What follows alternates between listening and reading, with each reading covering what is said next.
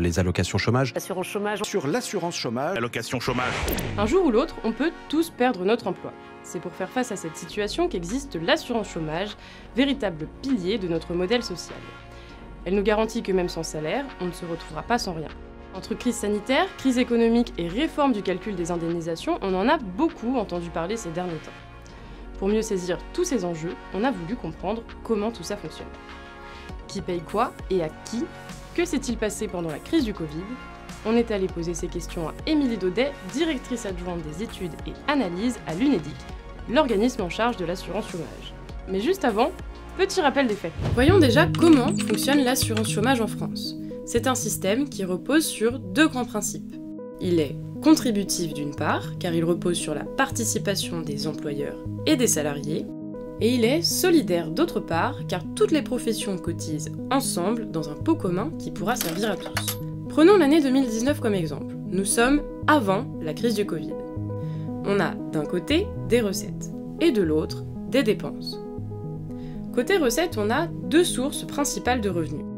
Les cotisations des employeurs, qui représentent 62% des recettes, et la participation des salariés via la CSG, qui représente le reste. Côté dépenses, comme on peut s'y attendre, elles servent principalement à payer les allocations chômage des personnes qui ont perdu leur emploi. C'est le rôle premier de l'assurance chômage. Mais cet argent sert aussi à d'autres choses, notamment à financer Pôle emploi, les points de retraite complémentaires, ainsi que l'activité partielle. Ici, la différence entre les recettes et les dépenses constitue le déficit sur l'année 2019. Il peut y avoir un excédent lorsque les recettes dépassent les dépenses. Ce qu'on appelle la dette de l'assurance chômage, c'est l'ensemble des déficits et des excédents accumulés au fil des années. Un retour aux excédents était prévu dès 2021, mais la crise en a décidé autrement. Voilà pour le fonctionnement global. Mais qui pilote tout ça? L'organisme qui gère l'assurance chômage, c'est l'UNEDIC. L'une de ses missions est de garantir son financement pour s'assurer que tous les mois, les demandeurs d'emploi perçoivent bien leurs allocations. Et ça oblige à anticiper l'avenir. 3 fois par an, l'UNEDIC réalise donc des prévisions financières. Pour anticiper les dépenses et les recettes à venir, elle se base sur plusieurs indicateurs macroéconomiques, mais aussi sur les politiques publiques de l'emploi et sur la législation en vigueur. Ces éléments vont permettre de répondre à des questions essentielles, telles que le chômage va-t-il baisser? Les salaires vont-ils augmenter? Si c'est le cas, par exemple, les recettes vont mécaniquement augmenter car il y aura plus de cotisations et les dépenses vont diminuer car il y aura moins de personnes à indemniser. Vous l'aurez donc compris, le système d'assurance chômage doit à la fois garantir son financement à terme et remplir pleinement son rôle d'amortisseur économique et social. C'est-à-dire de soutenir le pouvoir d'achat des ménages pour les aider à mieux rebondir et par la même occasion soutenir le dynamisme de l'économie. Et c'est précisément cette fonction d'amortisseur économique et social de l'assurance chômage qui a été fortement sollicitée lors de la crise du Covid. Bonjour Émilie Daudet. Bonjour. Vous êtes directrice adjointe des études et analyses à l'UNEDIC. C'est votre équipe qui réalise notamment les prévisions de l'assurance chômage. Alors, on va en parler, mais avant ça, une question simple. Quel a été le rôle de l'assurance chômage pendant la crise sanitaire ? Alors l'UNEDIC a vraiment eu un rôle très important pendant la crise sanitaire de soutien massif à l'économie et aux salariés et aux chômeurs. D'une part, elle a permis de soutenir les chômeurs indemnisés, d'autant plus qu'on a prolongé les droits des chômeurs pendant toute la crise sanitaire. Et deuxièmement, elle a soutenu les salariés par le biais de l'activité partielle, le chômage partiel, qui est financé au tiers par l'UNEDIC.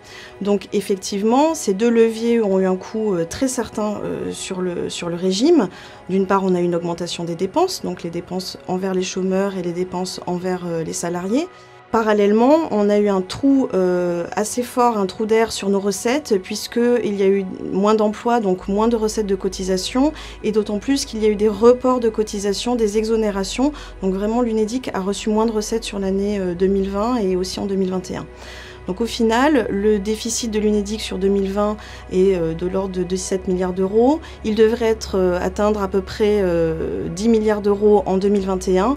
Et donc, vous voyez, c'est assez conséquent puisque on devait, au départ, être à l'équilibre sur ces 2 années-là.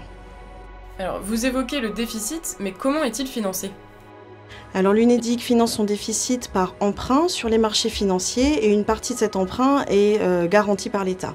Donc ce qu'il faut bien avoir en tête, c'est que c'est normal que l'UNEDIC ait des périodes de déficit et des périodes d'excédent et donc elle ait besoin de se financer selon les années, puisque dans les périodes de crise, l'UNEDIC soutient l'économie, donc va avoir à la fois moins de recettes et plus de dépenses pour financer la perte d'activité et le chômage.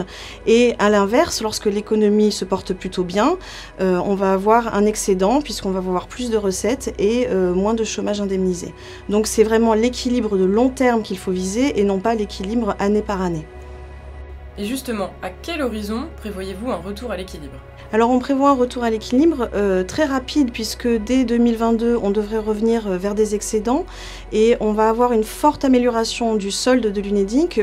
Parce que d'une part, on a la fin des mesures d'urgence, la prolongation des droits des chômeurs s'est arrêtée et on devrait avoir moins de dépenses sur l'activité partielle. Vraiment, ça devrait s'éteindre petit à petit. Et ça, c'est le premier facteur. Le deuxième facteur, c'est une amélioration conjoncturelle. On a vu un début d'année 2021 avec une reprise d'emploi vraiment très forte en France. Et cette reprise d'emploi, cette amélioration conjoncturelle va se voir très vite sur le régime qui est très sensible à cette conjoncture.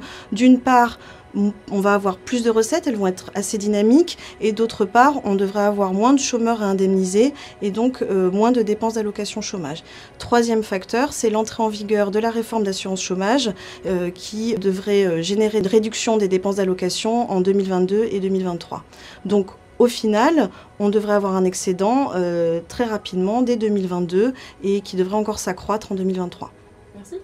Merci.